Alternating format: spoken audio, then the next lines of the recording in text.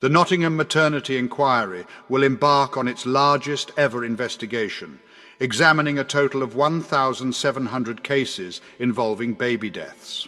The Nottingham maternity inquiry is poised to investigate an extensive total of 1,700 cases, potentially marking the most significant maternity scandal to date in the United Kingdom. The investigation overseen by Donna Ockenden has been confirmed to have expanded, with a cautionary reminder that the figures could potentially grow even further, contingent on the amount of additional families who come forward.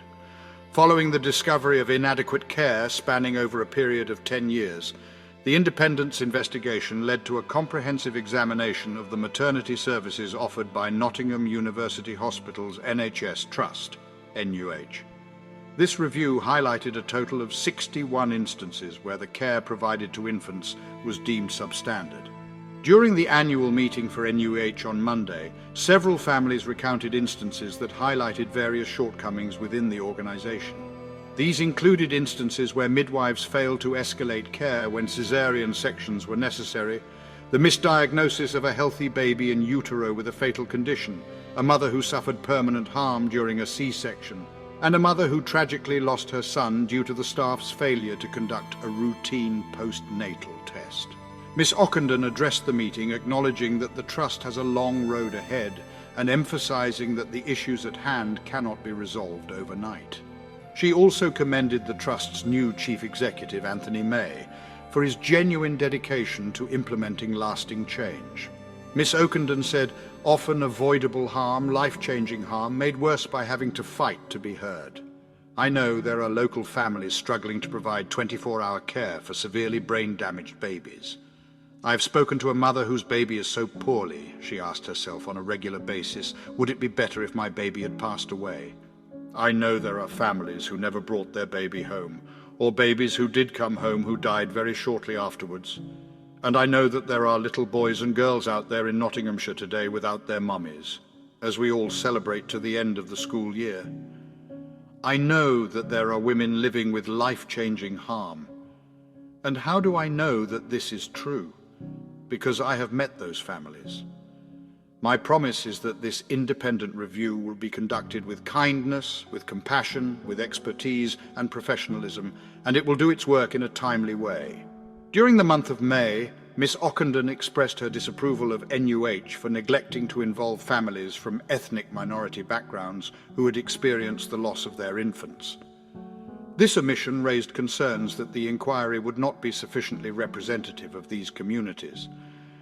In response to requests made by the family and the chair of the inquiry, the NHS has agreed to revise its regulations, granting permission for the Trust to disclose information pertaining to all families whose cases meet the criteria for investigation.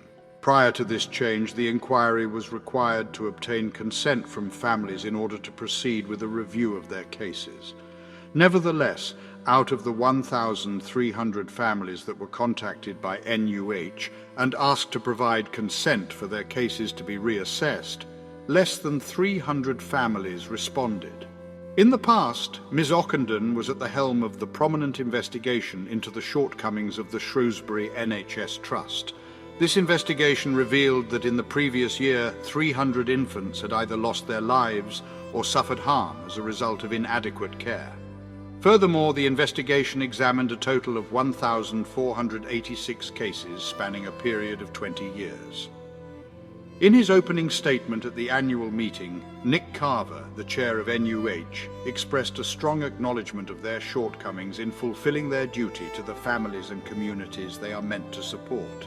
He said, "Let me be very clear that, as the public record shows, this is an area where we have failed the families and communities that we exist to serve. To make matters worse, having failed them, we have too often worsened things by not responding to them appropriately. On behalf of the Trust Board, I commit the Trust to a new, honest and transparent relationship with the families whose lives have been affected by maternity failings at the Trust. For too long we have failed to listen to women and families who have been affected by failings in our maternity services. This brick wall has caused additional pain, and this must change. To support our channel's growth and ensure broader awareness, kindly hit the like and subscribe buttons. This will help us reach more individuals and disseminate valuable information. Thank you in advance.